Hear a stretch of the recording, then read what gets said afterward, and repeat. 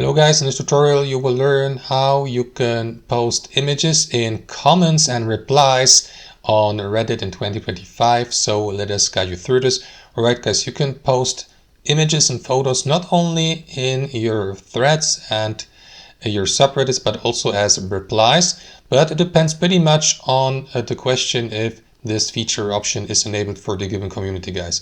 Let me give an example. Let me go with that example community and that post here, or the thread, and click into the comment button. And as you can see, there's unfortunately no upload image or photo button here in that comment. So only text replies are allowed within that community.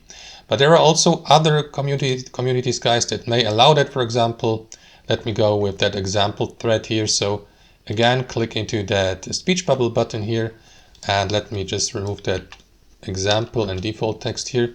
So as you can see in the bottom left corner of that comment box here, there is that image button. So simply click into it to upload your image, locate it on your device. And there you go. Before you post your reply, guys, make sure that you add some text here, or you may also simply post your reply without any text, just the image, by clicking into comment here. And that's it. If you'd like to remove the image, simply press backspace to remove it. And that's it. Thanks for watching, and I'll see you next time.